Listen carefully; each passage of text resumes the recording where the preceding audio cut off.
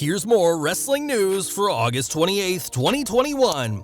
And your headlines for this afternoon include TNT title match added to AEW All Out, AEW planning huge Britt Baker program for 2022, Happy Corbin on SmackDown, is WWE heading in the right direction? Riddles shares what happened after his awkward segment with Asuka, WWE reportedly not interested in indie wrestlers right now, Tony Khan reacts. How did Tony Khan treat Gangrel for canceled appearance? Yet another great gesture by CM Punk. WWE 2K22 executive producer explains lack of updates. The former Iiconics reveal their new tag team name. UFC not pursuing Gable Steveson nearly as much as WWE. We're starting today with AEW, and at All Out, TNT champion Miro will put his title on the line. After his Rampage attack on Fuego del Sol was cut short by Eddie Kingston, it's been confirmed that Miro will face Kingston next Sunday for the TNT Championship. There's not much story to this feud, but we're sure the match will be entertaining, as Kingston hopes to be the one to dethrone the self-proclaimed God's favorite champion. All Out will also see AEW Women's World Champion Britt Baker defend against Chris Statlander in a match the Dentist is expected to win. According to the Wrestling Observer newsletter, AEW is planning for a huge program for Baker in 2022 that'll see her collide with Thunder Rosa. The pair's bloody Lights Out match hasn't been forgotten by fans, as it helped elevate the careers of both women, and we can expect a sequel to this epic encounter at some point next year. Over to SmackDown, and last night, Baron Corbin returned to the Blue brand as a rich man, and more importantly, a very happy man. Now calling himself Happy Corbin, the former King of the Ring also has a new theme and showed his new wealth, offering Big E a whopping $100,000 for the Money in the Bank briefcase. Big E was taken aback by the figure but said that his guaranteed world title shot wasn't for sale, but this segment was all about Happy Corbin. Lately, everything Corbin has touched has turned to gold, ironic considering that he was so poor up until recently, and we're continuing to enjoy the pursuits of Happy Corbin on the Blue brand. One man who always seems happy is Matt Riddle, who's not only a Raw Tag Team Champion, but is working alongside his so-called best friend Randy Orton. On the March 29th Raw, Riddle was in a segment with then Raw Women's Champion Asuka, in which he apparently forgot his lines, riding off on his scooter to the bemusement of the Empress. Speaking to Bleacher Report this week about that incident, Riddle defended him for getting his lines, saying there was a lot in his segment, including robot fights and Tokyo Underground battle bots. Riddle also said he was waved over by the production crew, which is why he left the scene, and believed it was a rehearsal, not the live thing. Though Riddle felt he'd messed up, Bruce Pritchard and the production team thought what happened was better than what was written for him. Thankfully, there was no heat on Riddle for forgetting his lines on this occasion, but the Raw Tag Team Champion should probably try and avoid making incidents like this a regular occurrence. Earlier this year, it was reported that Vince McMahon was reshaping NXT, which he wants to once again be a developmental ground for Raw and SmackDown. Part of McMahon's plans is for WWE to focus on younger, larger performers rather than smaller veterans, and now indie wrestlers are reportedly off the table too. In the latest Wrestling Observer newsletter, it's noted that the word from the very top of WWE is that they're not interested in scouting indie wrestlers, and that AEW can have all the indie talent to themselves. It's also said that WWE officials are back to the idea of scouting talent by their looks and character rather than if they've made it elsewhere, and will teach those with the right look how to be professional wrestlers. Recently, WWE held tryouts during SummerSlam weekend, and it said that this will be the company's recruiting process from now on, but that this attitude can always change on a case-by-case basis.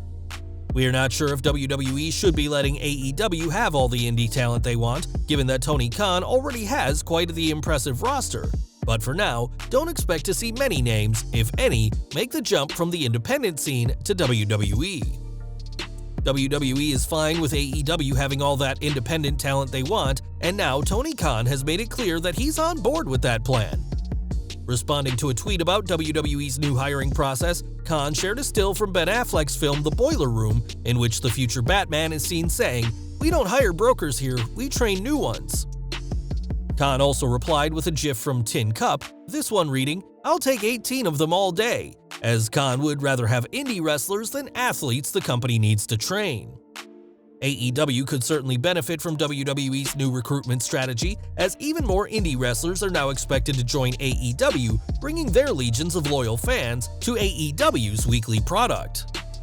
This week, former wrestler Gangrel was meant to appear on AEW Dynamite, but that didn't happen because of WWE.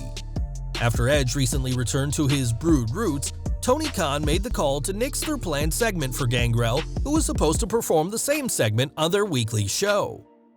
Gangrel has said that he was disappointed that he didn't get to appear, but at least it wasn't a total bust, as the Wrestling Observer newsletter notes that Gangrel was still paid by AEW even though he didn't appear on the show. They added that the plan was for Gangrel to join the ring with his fellow Brood brother Christian Cage, and there would have been a bloodbath involving Kenny Omega. Those plans were scrapped after last week's SmackDown when Edge did a bloodbath to Seth Rollins, but it's a class act of AEW to still pay wrestling's resident vampire even if he didn't appear on TV. Last week, CM Punk set the record for the most shirt sales on PWTs in 24 hours following his incredible debut on Rampage. Now Punk has sent a thank you gift to the crew of PWTs, as on Instagram, the shirt-selling website noted that Punk sent everyone pizza from Chicago's Peace Pizzeria and Brewery yesterday afternoon. Not only did Punk set a new record for the most shirts sold in 24 hours, but Punk's new shirt is the best-selling design of all time, a record it set in less than 72 hours. And while the PWT's team are being kept busy thanks to the former WWE champion, they're not going hungry during the long hours of processing orders. Video game news now, as WWE 2K22 has been delayed until March next year, as confirmed during SummerSlam last week. This delay is down to the strained relationship between WWE and 2K, and the fact that developers have had to change a ton due to WWE's mass releases, but the game should still be an excellent experience. That's at least what executive producer Pat Gilmore is saying, as he reassured fans in a tweet, saying, "I've heard some concerns about WWE 2K22 going quiet until January. The challenge is that creating updates like the SummerSlam trailer requires support from development, and we're trying to stay completely focused on making you the best game possible. Just reassuring everyone that we're going to continue to support online services for WWE 2K20 and WWE 2K19 through the WWE 2K22 release in March. Road to Glory and My Player Pay-Per-View Tower in WWE 2K20 will sunset September 26th. In-game messaging is automated and may be incorrect. News on WWE 2K22 has been slow, and fans will be waiting even longer to play the next installment in the franchise, but the franchise's entire future rests solely on the game's success when it launches next year. Two names who won't be in WWE 2K22 are Cassie Lee and Jessie McKay after their release in April, who are finally able to earn money again. Since their WWE release, the former Iiconics haven't been able to monetize anything due to visa issues, but that's a thing of the past, as confirmed by the former WWE Women's Tag Team Champions. On Twitter, the pair dropped a steamy photo to confirm the return to pro wrestling and announced the Inspiration Tour, with dates and cities to be announced soon. It was in June that the pair trademarked the name The Inspiration, and there's no word currently about what the pair will do on this tour. Whatever they have planned, The Inspiration will be working hard after being unable to make anything for months, and there's no shortage of companies who'd benefit from having the former superstars on their roster. Olympic news next, as even before he won gold in wrestling at this year's Tokyo Summer Games, Gable Steveson was on WWE's roster. It's not just WWE who have shown interest in Steveson, as his name has been linked to Bellator, the NFL, and UFC, but Dana White isn't nearly as interested in the 21-year-old Olympian. That's according to the latest Wrestling Observer newsletter, who report, Gable Steveson met with Vince McMahon over the weekend in Las Vegas.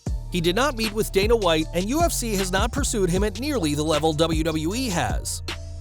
Wherever he goes next, Steveson will be a huge deal for whoever he signs with, but don't expect to see him in the octagon as part of UFC. Well guys, that's our news for today. Please share your comments below. Also hit the like button, subscribe to our channel, and hit the bell icon to receive all notifications. And as always, thanks for watching.